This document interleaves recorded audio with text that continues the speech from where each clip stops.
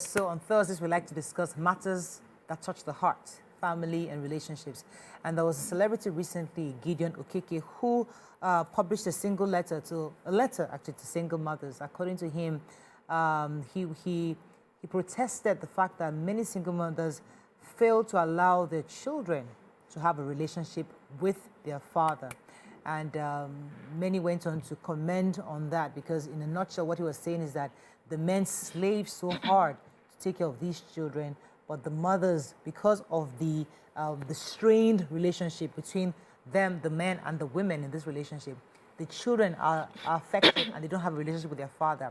We can also connect that with a story with a tweet actually from a gentleman called Mr. Yinka Chukwuemeka Ogunubi. He also tweeted about a friend he had who, after a divorce, was still slaving to raise his children, sending money to them to have their upkeep. Then eventually he had a stroke, and even with that condition, medical condition, he was still sending money to care for his children. Eventually he died, and he was the only friend that used to approach him because he was so frustrated. I mean, people didn't like being around him because he was always angry.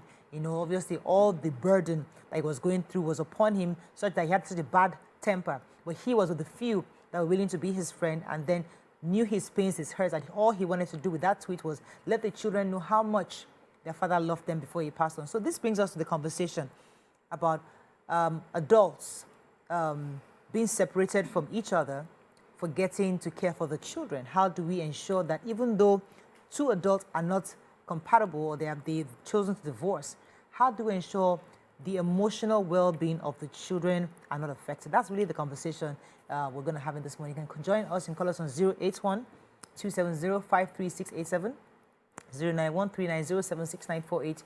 You can also tweet to us at TVC Connect. Please hashtag YourViewTVC so we can read your tweet. Let me come to us, and I want us to be very careful because I don't want us to judge. We're not in any of these women's situation because many of them, I always believe that no woman would ever want to really do anything to hurt her children intentionally, you know. But some women go through so much pain, which we cannot even imagine, you know. And when they make certain choices, we have to be very careful on how we judge or assume they did this wrong or did that wrong. But what are your thoughts when you hear these kind of stories? Let me come to you, BC. What comes to mind, and how do you think it can be better approached?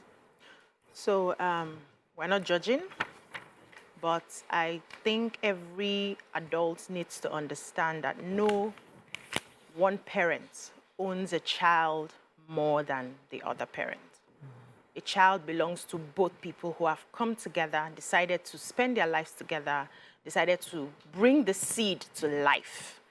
And every decision that happens after the marriage goes awry, after it goes bad, must put the children's emotional well-being into number one priority. It's not about you anymore. It's about the children that you have given birth to. And I know, and science has also shown, that children are formed and do better with both parents together, right? In an ideal situation, children develop better with both parents together. Now, if anything happens and one parent has to go, move somewhere else, marry another person, you must ensure that that parent is not lacking in the life of the children. So there are different scenarios. Sometimes the father can just disappear and run away. You don't see him. That's a different scenario.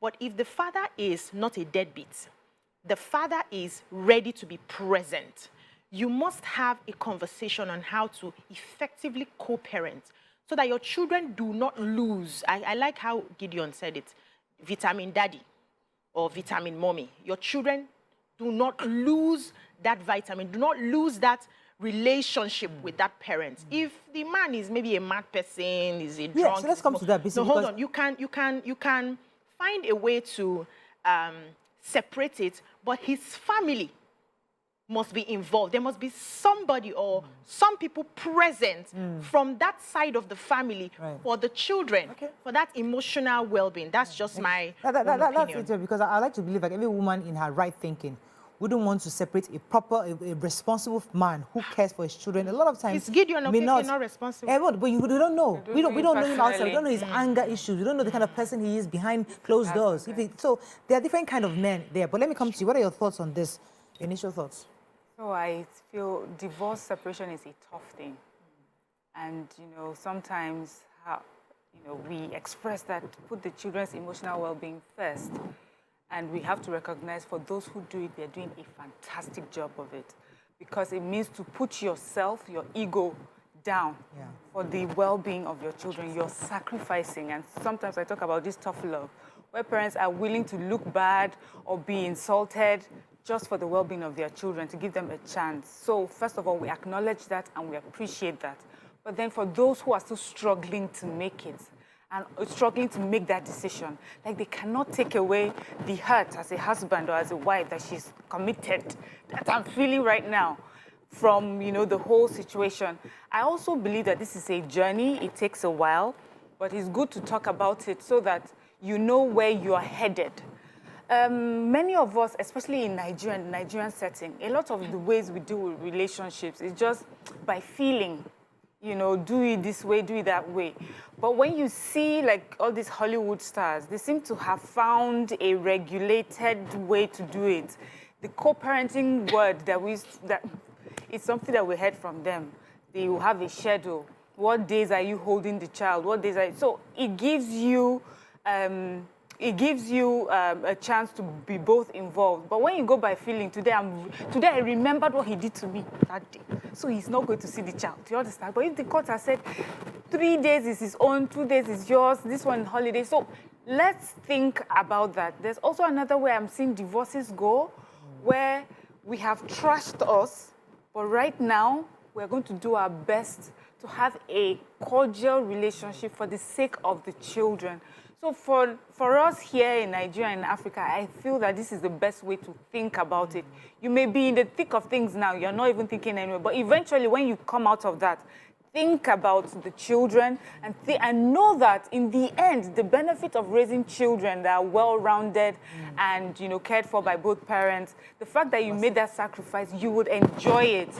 Right now your feelings and emotions may be all over the place, but it's for a short time. While you were talking, I was thinking the fact that, let's talk about the deadbeat dads, because usually I like to believe that it's usually in this kind of cases. There's not all cases, but usually in this kind of cases where you have mothers saying, I am not letting my child get involved. Hitler was a father. Osama bin Laden was a father. So these are fathers that maybe I'm saying, so you could have been the worst person in the world to the whole of the globe, like you are the most wanted human being.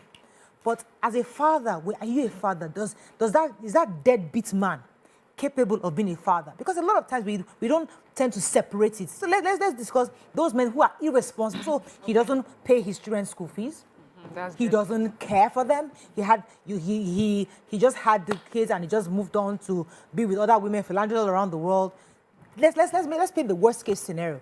Now, as a woman, even though you have that, does it still justify your separating the children from their father? That's the conversation.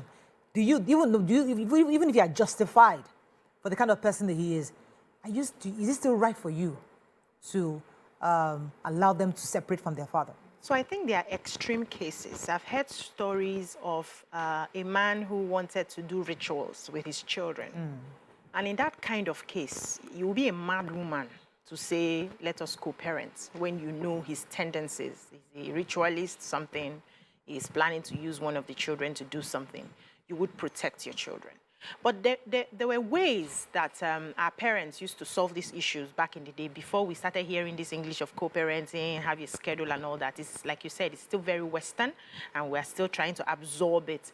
But then when these sort of issues happen where parents are no longer together, they'll just package the children and take them to grandma, depending on the side of the grandma that is ready to take care of the child. So it could be the man's parents or the woman's parents, and then they can sort out their issues, ease into their different lives again, come and visit their children from time to time. It was our traditional way of handling it so that the child does not suffer some type of trauma with this separation, because when this separation and divorce, you think they are children, they are paying attention. It's eating them deep inside. Some of them start doing very badly in school. Teachers are wondering, this used to be a very bright child.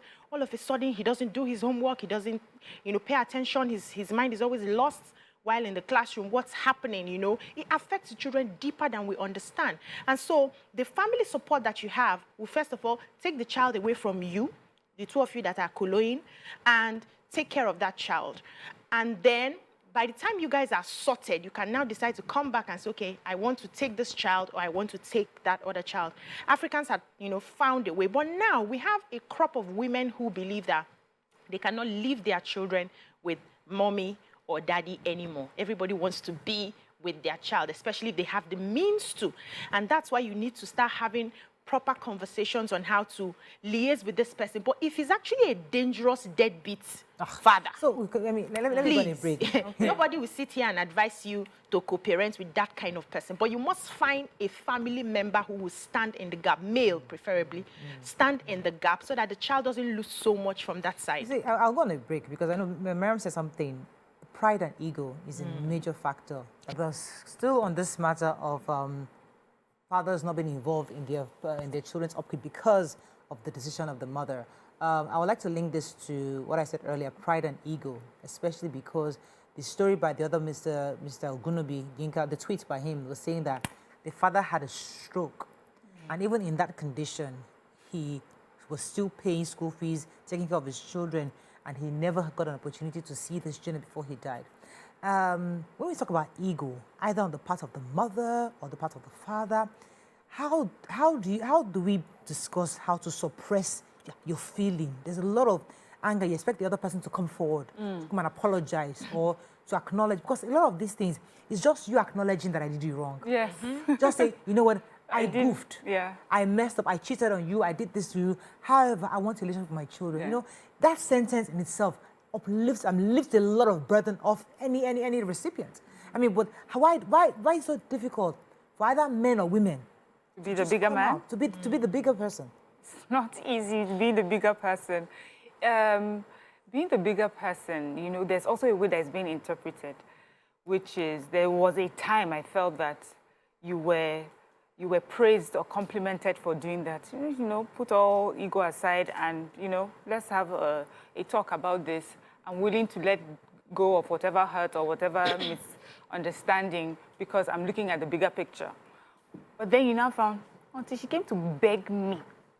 I mean, I can never agree. So the bigger person say, that is how you're looking at it. So I guess we have a shortage of bigger persons now because of that. But really, when it has to do with your children, in this case, I think that every parent should just think about the bigger picture, the children. And that is really about ego and pride. But you know, there was something you had asked before we went on break, which is, who is a deadbeat father? You named some examples. And I'm saying that bad citizens who end up in prison have their children go to visit them in prison.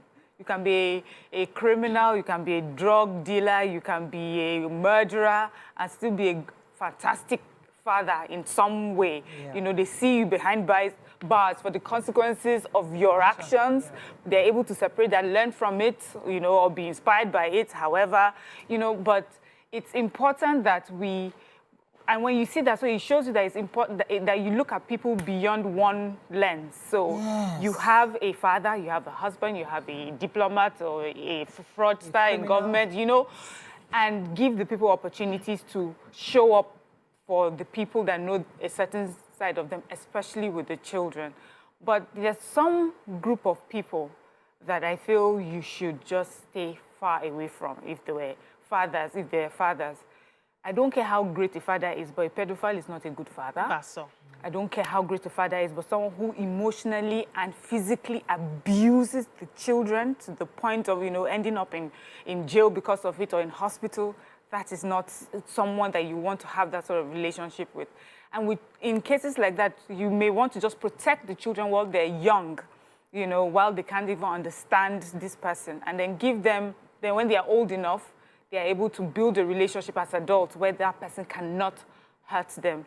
But people can be. I get that because there are situations where when you know your spouse or somebody else, somebody you're with is going to be very dangerous for the children. Your own job, therefore, is to find a way to get them to seek help. you know, you have to solve this because all this pedophilia are all emotional issues that Even can be a drug addict, you are there taking drugs and my children can see it. You're an alcoholic, so he needs to fix himself Fantastic. first. So when the children knows that daddy is going to go and fix himself, he can't be a father to you right now because he's undergoing some kind of a therapy or rehabilitation until then, you know, but there's got to be communication at the end of the day. But let me come to you, BC. You know, as I said, I would like to believe the best of women who take these decisions. That it's not because they just want to be mean, because they feel that their children, some want to just be mean, absolutely. Let's acknowledge that. There are some women that don't want to be mean. But how does somebody who has a deadbeat man, who has never for one day taken care of these children, done anything economically to develop these children, how do you as a woman reconcile that with him raising the children as a father or being that emotional? Because he loves his children. They are his. He actually loves them. He doesn't just have the capacity to raise them, either because he's struggling with himself or doing something that's having issues. But he would love to, even just to come and play with them, see how they look like him or see how they laugh like him. Just something. Why do we find it hard to give them that kind of access?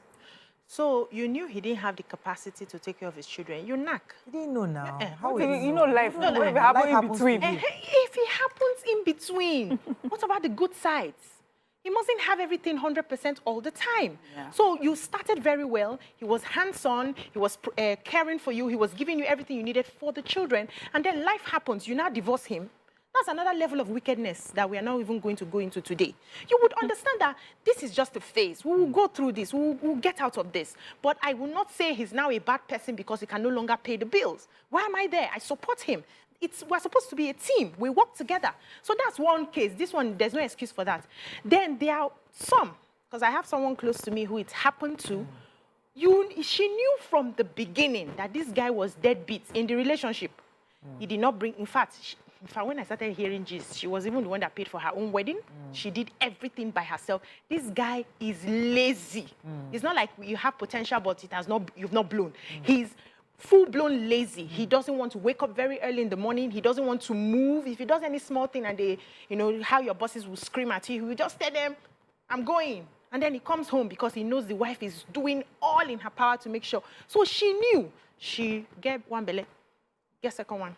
The third belle, I was upset. It's not like I didn't want her to get pregnant, but I said, you know the situation. We are practically contributing to help you raise these two kids. You are adding another one. Then afterwards, the thing scattered.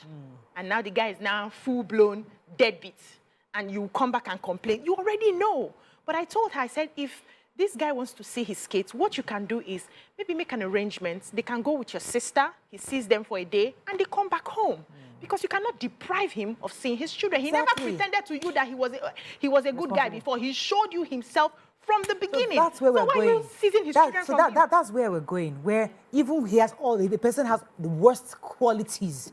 How does a woman, because it's not easy for you to say, my sister, follow and go and meet that deadbeat man. It's always difficult for a woman to make that kind of decision. It's easy for you to open leg.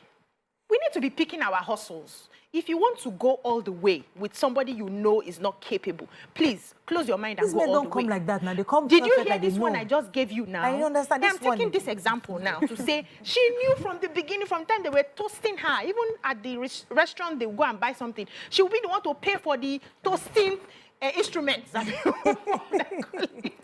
she knew. And all of a sudden, you want to seize his kids. You knew. It was easy for you to open leg, but it was not easy for you to allow him to. So for me, I'd like to say that a deadbeat dad is not necessarily someone who is not only about someone who cannot be financially there.